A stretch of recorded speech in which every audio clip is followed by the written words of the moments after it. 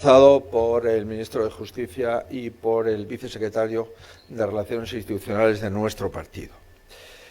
Comparezco por tres motivos. En primer lugar, porque es mi deber, como representante del primer partido de España, explicar las cuestiones que puedan surgir al efecto. En segundo lugar, porque es mi obligación agradecer el respaldo de las autoridades comunitarias, ya que sin ellas no se hubiese alcanzado este acuerdo.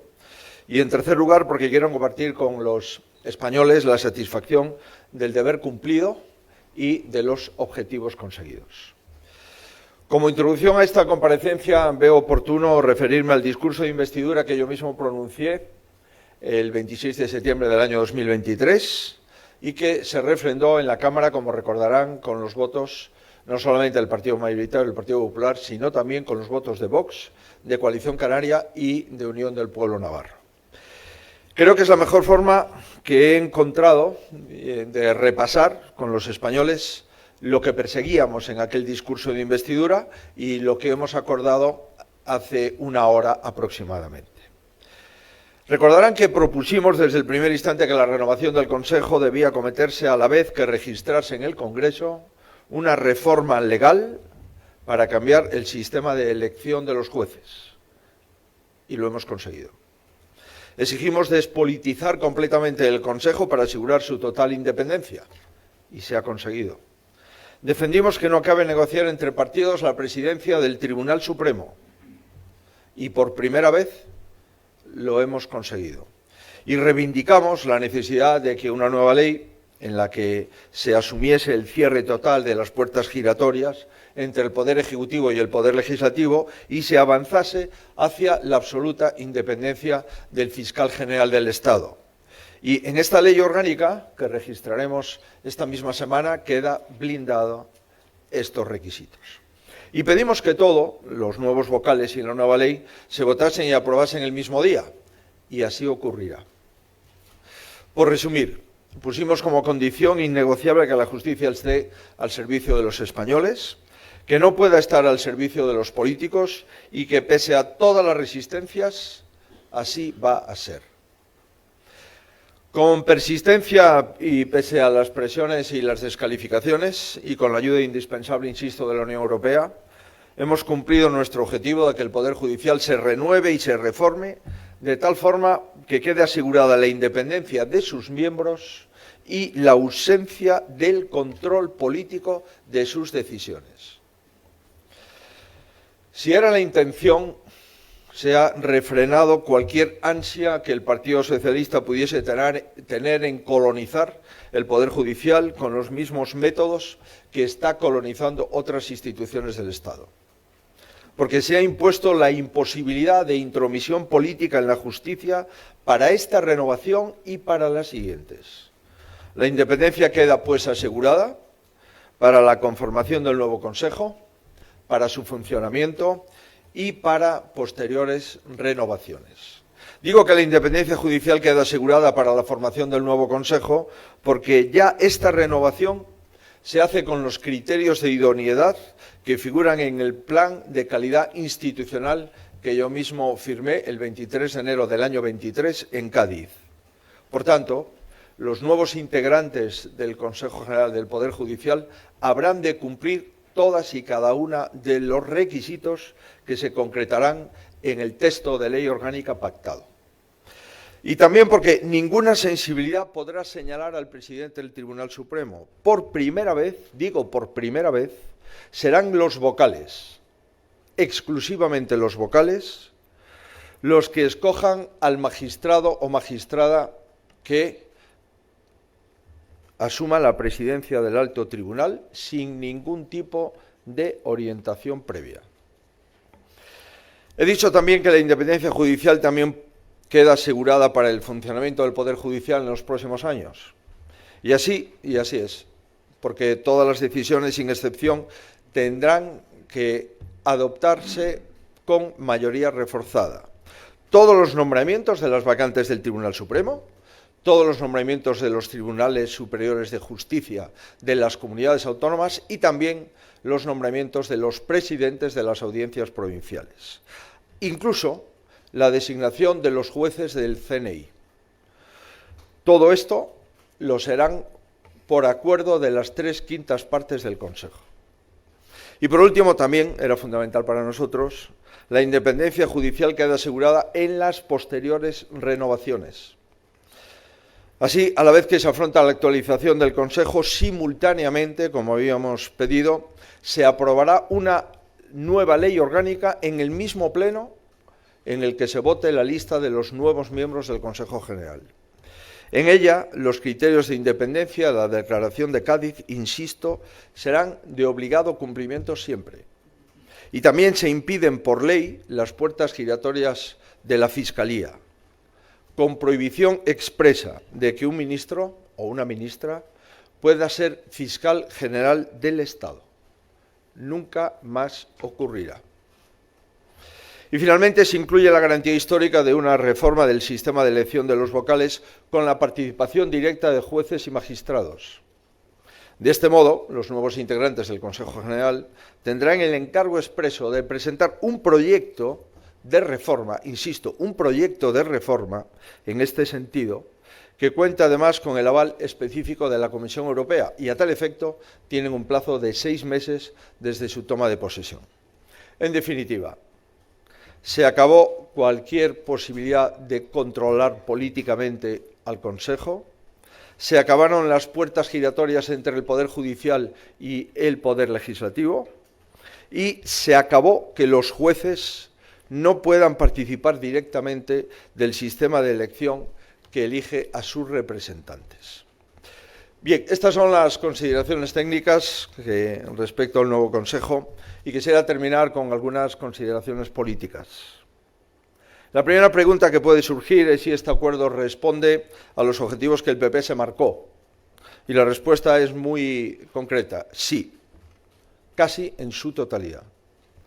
Queríamos un poder judicial independiente, a salvo del control político, y lo hemos conseguido con el aval de la Unión Europea. En segundo lugar, sé que habrá gente que se preguntará por qué hemos aceptado negociar con el actual presidente del Gobierno sobre esto, con lo que está ocurriendo en nuestro país en el último año y en los últimos días. La respuesta también es clara, porque sabemos distinguir entre la oposición al Gobierno y la lealtad al Estado. Y tanto la una como la otra son firmes. Ni ha cambiado la negativa consideración que nos merece el actual Gobierno, ni tampoco nuestra responsabilidad con las grandes cuestiones de Estado. En el lado contrario, es posible que otros ciudadanos quieran intuir un nuevo clima entre los grandes partidos. Debo aclararles inicialmente que no soy optimista. No soy optimista porque estoy convencido de que el Gobierno no ha cedido a este acuerdo por convicciones, sino por obligación. Está obligado a frenar las amenazas que profirió contra la independencia del Poder Judicial, no porque el PP se lo diga, también lo acepto, sino porque son absolutamente contrarias a los estándares europeos y al Estado de Derecho, y por tanto, teniendo la conversación encarrilada ante la Comisión Europea, era imposible proseguir por un camino que conduciría al abismo.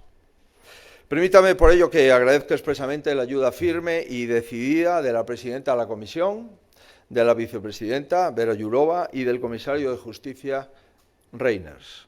Estoy seguro de que sin su participación no sería posible haber adoptado este acuerdo. Si algún ciudadano se ha preguntado alguna vez para qué sirve Europa, creo que hoy han tenido una respuesta adecuada.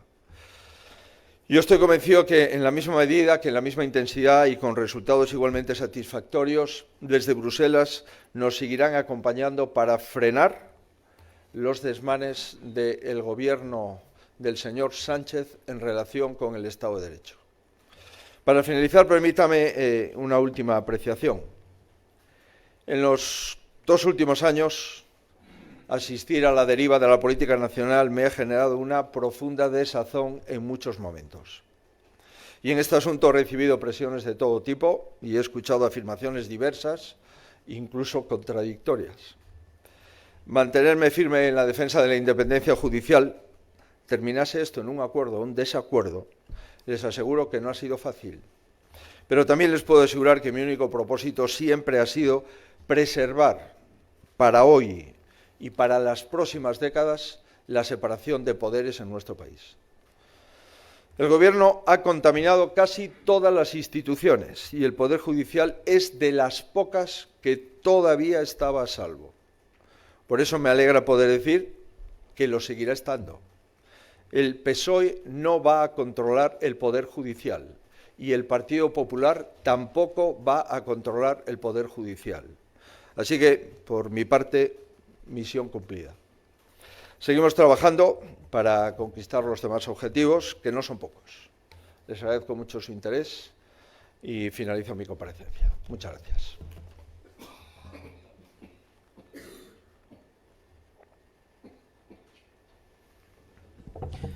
Sí, muy buenas tardes, presidente. Yo quería preguntarle, en primer lugar, si no albergan algún temor en la dirección del Partido Popular a que el Gobierno, con respecto a la reforma del modelo de elección de los vocales que va a plantear el próximo Consejo General del Poder Judicial, no les engañe. Es decir, que ahora mismo se hayan abierto a que el nuevo CGPJ plantee una reforma y asumir esa reforma como propia y que finalmente no la asuman. Y, en segundo lugar, quería preguntarle si temen algún coste político como consecuencia del acuerdo que han sellado hoy en Bruselas. Y también, finalmente, si nos puede hacer una breve declaración sobre las sentencias que estamos viendo recientemente en el Tribunal Constitucional que afectan al mayor caso de corrupción económica que ha habido en la democracia española, que es el caso de los ERE. Muchas gracias. Bien, mire usted, el temor que hemos mantenido durante todo este tiempo es que no pudiésemos llegar a un acuerdo del Consejo General del Poder Judicial porque no se daban las circunstancias de independencia del propio Consejo General del Poder Judicial, porque no se daban las circunstancias de que el Poder Judicial, una vez seleccionado, tuviese la independencia para nombrar al presidente o presidenta del mismo, o con infinidad de otras cuestiones que han ocurrido en los últimos años, el Gobierno intentase reventar en el último instante con decisiones que hemos visto estos días, intentase reventar el acuerdo como lo reventó en su día, cuando introdujo, sin conocimiento y por la puerta de atrás, una reforma que dejó sin efecto la independencia judicial, como fue la modificación unilateral del Código Penal y la eliminación del delito de sedición y la rebaja de las penas por malversación. Si somos coherentes y creemos que deben ser los jueces y magistrados los que deben de tener una representación directa en la elección de los propios jueces y magistrados en el Consejo, lo lógico es que se deje a los jueces y magistrados que hagan la propuesta de reforma. Y esto es lo que hemos planteado en esta disposición adicional que acompañará la modificación de la ley orgánica. Por tanto, pidamos primero a los jueces y magistrados su propuesta, para ser coherentes con el respeto a los mismos, y conocida la propuesta, nos pronunciaremos. La actitud y la posición del Partido Popular, ya le anticipo que será una posición de apoyo a la propuesta que presente el Consejo General del Poder Judicial para profundizar en su decisión directa. La posición del Partido Socialista la ignoro. Pero esto tiene una enorme importancia jurídica y política, porque es la primera vez que el Partido Socialista acepta que en una ley orgánica del Consejo General del Poder Judicial se incluya la metodología de elegir de forma directa por los jueces y magistrados a sus pares en el Consejo General del Poder Judicial. Esto quedará refrendado en una disposición adicional de una ley orgánica. Por tanto, hay un paso histórico en la posición del Partido Socialista que creo que hay que valorar, y de ahí su importancia. Sobre el coste político de adoptar y de asumir este acuerdo, bueno, he hecho, creo que una forma lo suficientemente explícita de esto es lo que he dicho y esto es lo que he hecho. Si me presento en un discurso de investidura el 26 de septiembre, con los requisitos para renovar el Consejo General del Poder Judicial, contrastado mi discurso de investidura con el acuerdo que hemos adoptado, comprenderá que asumo todos los costes que significa el coste de la coherencia política. Creo en la Constitución de mi país. Estoy en política para defenderla. Estoy en política para asegurar la independencia del Poder Judicial. Y creo que lo hemos cumplido. Y yo le agradezco a todos mis compañeros, empezando por el señor Pons y todos los compañeros directos que han trabajado, su labor y su éxito en la negociación. Sobre el asunto de los ERES tengo la misma opinión que la inmensa mayoría de los ciudadanos españoles. Nunca hemos visto sentencias del Tribunal Constitucional que deroguen las sentencias del Tribunal Supremo y nunca hemos visto que en ese Tribunal Constitucional hayan votado a favor 2 miembros del Gobierno hace tan solo unos meses, como es el exministro de Justicia y la exdirectora general en Moncloa. Nunca hemos visto un escándalo de esta naturaleza y, por consiguiente, digo que teníamos que preservar el Consejo General del Poder Judicial de la metodología y de la forma en la que utilizó el Gobierno en los nombramientos del Tribunal Constitucional. Era fundamental que el Gobierno no utilizase lo que hizo con el Tribunal Constitucional con el Tribunal Supremo, porque eso supondría, sin ninguna duda, contaminar el Tribunal Supremo de la misma forma que ha contaminado el Tribunal Constitucional. No sé quién le toca.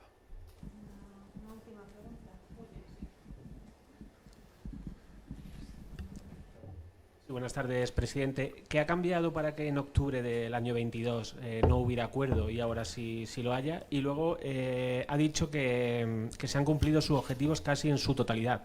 Le quería preguntar cuál es ese casi. Gracias. Bueno, en relación con el año 22, nuestras exigencias en el año 22 eran las mismas que en el año 23 y que en el año 24. La única diferencia es que ahora se han cumplido. Necesitamos muchos meses, es verdad, y hemos necesitado la participación de las instituciones europeas. Pero hemos alcanzado lo que el Partido Popular defendió siempre y por eso estamos satisfechos. Estoy convencido que si Europa no hubiese intervenido, si la labor del comisario Reynders, si la advertencia al Gobierno de España sobre el informe de Estado de Derecho que iba a emitir sobre el funcionamiento español, es evidente que probablemente hoy no estaríamos ante este acuerdo. Por tanto, yo entiendo que lo fundamental es, manteniendo nuestras propuestas, ha intervenido un tercer actor, que es la Unión Europea, responsable del Estado de Derecho, y el ministro de Justicia de la Unión Europea ha intervenido y ha finalizado su trabajo la vicepresidenta y responsable también de Justicia en la Comisión. El principal escollo en la última negociación con el Partido Socialista, yo podría decirle 2, al menos los que a mí me han trasladado por parte del señor Pons. El primero, que hubo mucha discrepancia en el redactado de la disposición adicional en la que se garantiza que el Consejo, en el plazo de 6 meses, hará una propuesta de reforma de la ley orgánica para acreditar que los jueces participen directamente en la elección de jueces y magistrados en el Consejo General. Ahí hubo una gran discrepancia y hay otra discrepancia no menor, que es en la designación del presidente o presidenta del Tribunal Supremo. Normalmente se pactaba entre los partidos políticos y es evidente que no aceptamos esa práctica porque nos parece que es una práctica espúrea e hipócrita. En mi discurso de investidura me comprometí a que el presidente del Tribunal Supremo lo eligiesen los miembros del Consejo General y en el texto del proyecto de ley que hemos acordado así se expone. Estas 2 cuestiones son cuestiones que no fueron aceptadas hasta recientes fechas o recientísimas fechas. Muy bien, pues les agradezco mucho, seguro que podemos seguir hablando de este asunto porque vamos a tramitarlo en el Congreso y, por tanto, vamos a tener ocasión de intercambiar opinión al respecto. Muchas gracias por su interés y muy buenas tardes.